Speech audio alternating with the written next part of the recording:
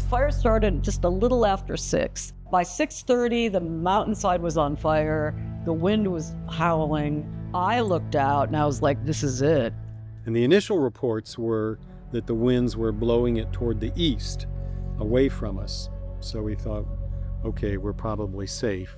We left because we saw it out the window. So 0 humidity with hurricane force winds. I knew that was bad. My neighbors were calling me and telling me, hey, my home is in fire, how about you? The entire mountainside was in flames. It wasn't just a fire, but it was a fire stoked by 60 to 80 mile an hour winds. And so that's like a blast furnace. And I couldn't believe it. And I was like, what are you talking about?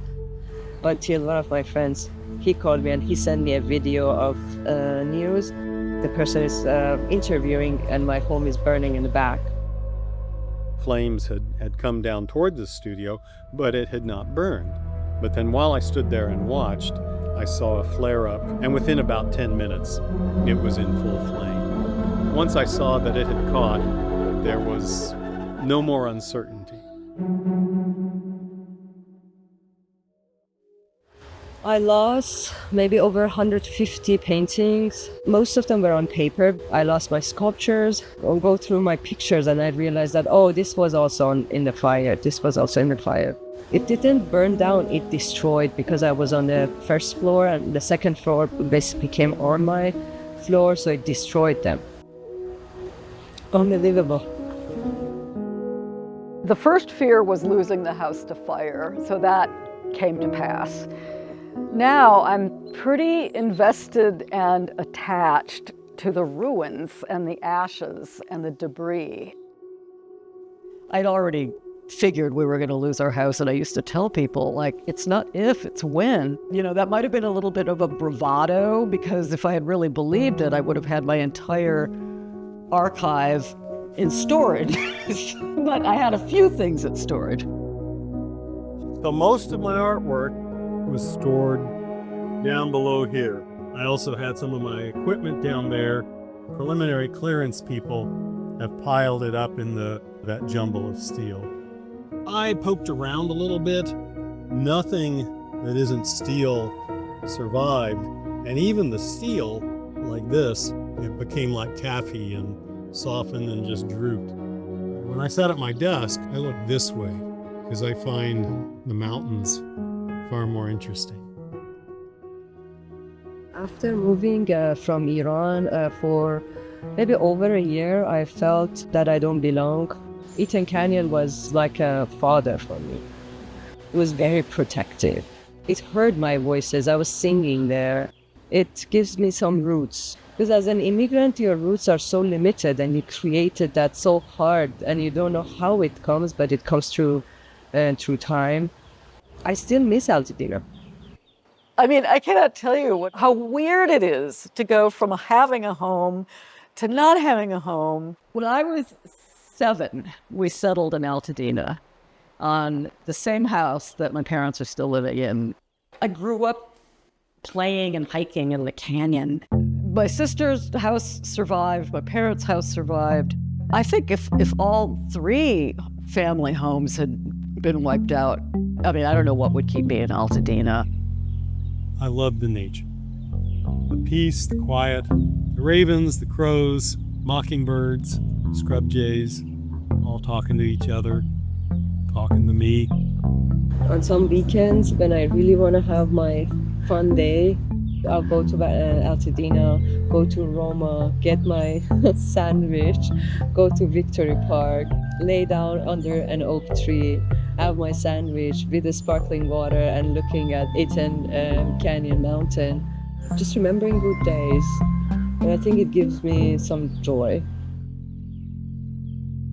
I wish I had been able to see it, but I can only imagine that in a fire that's really, really hot and kind of violent, that things must sort of be exploding here and there, and they land in really strange places. A lot of my earlier work circled around domesticity. I've always been interested in both the objects from the kitchen, the stories that get told. There's a huge series that I did between 2004 and 2008 of the bottoms of pots and pans. What I did is I put the pots and pans on a scanner. They became circles, very colorful or either very metallic circles within a black field. Here are all these old pots that I had at one time used and turned them into my work. Now here they are in yet another manifestation. It's interesting that the kitchen should land on top of my old darkroom. Okay, so here's the back of a camera. Honestly, I'm not sure which one it was. It might have been an old Bronica. It's kind of creepy because I'm sure there's a lot of toxicity, and yet I can't help but want to pick stuff up. Hopefully I don't have to pay for it 30 years down the road with, cancer or something, but who knows? That comes anyway, whether you made it happen or not. After the fire, I just wanted to leave Los Angeles. So I left LA and I went to the Bay Area. I went to different artist residencies just to feel that I have a community, and it helped me a lot. I'd canceled a lot of projects because of the fire, but it seemed like it was time to start considering new things.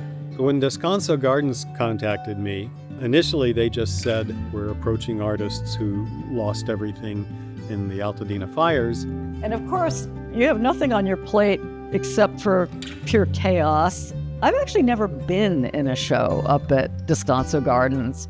You're not going to say no.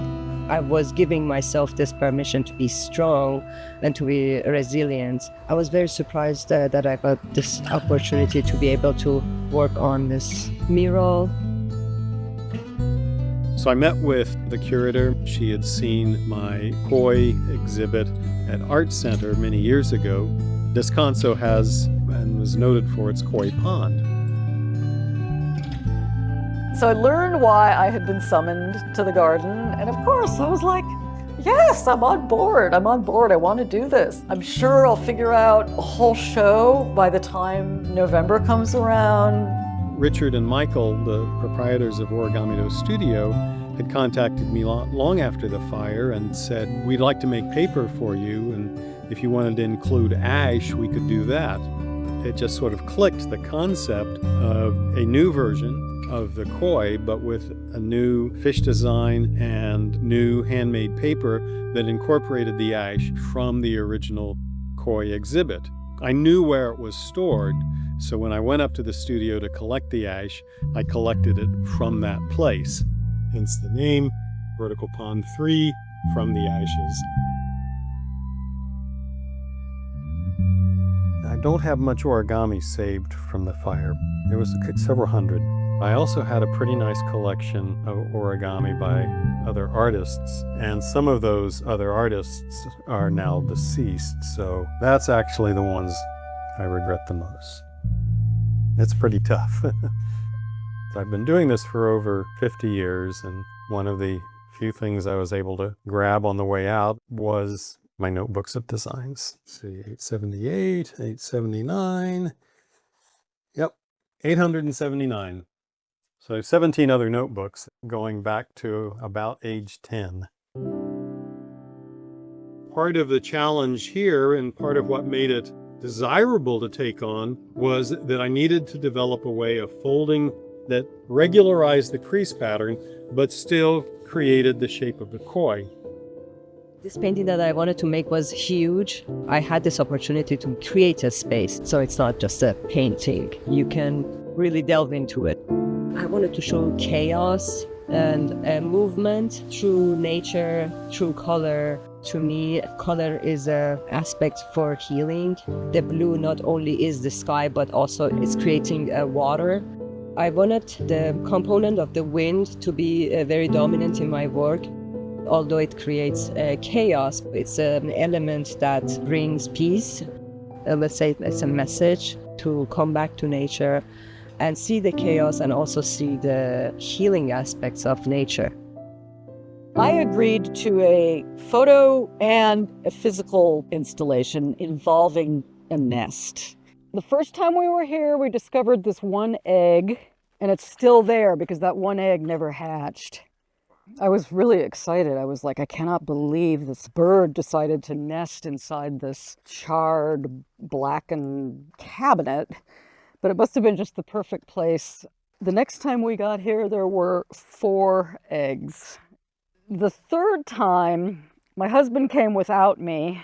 He discovered the birds had hatched. They were just gone. There was no sign of any kind of struggle or no blood, no feathers. They had been taken to a bird sanctuary where they were going to be raised and released into the wild. So with a little bit of a broken heart, I took the nest. This is kind of like the heart of my show. I'm finding hope. It's also given me something artistic to focus on, which is good because there's been so much dealing with the logistics of the destruction and debris removal. One could easily spend all of one's time just dealing with those things. But in a way, this forces me to carve out some time to work on the art. And I appreciate that force. I never could have expected the depth of layers of all this stuff. I love to scavenge, and now I have infinite amount of things to scavenge. Sometimes the stuff that you find, it's just sitting on top. I mean, it's incredible. When I was here just alone photographing the residue of my catalog, I realized that these ashes have this quality. When they fall, they're very feather-like. I don't know what is next, but through time I felt that I'm carrying my body and my body is my land. The first place that I felt home was Altadena. Basically, my painting is the way that I can remove the displacement of immigration, and I can connect with people and with this land by creating these paintings.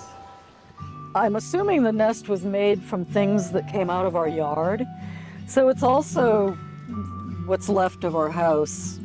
There was life, it came, it made its own home, laid its eggs, they prospered, they hatched. Suddenly, whammo, gone. One piece of artwork is rising again, and I think that kind of symbolizes that Altadena, origami, my artwork, all of this is going to rise from the ashes. I'm trying to turn it into a positive, like other animals. Seeing birds in the wind, how they're witnessing the chaos and then they take advantage of it, like they fly, they just go with the wind.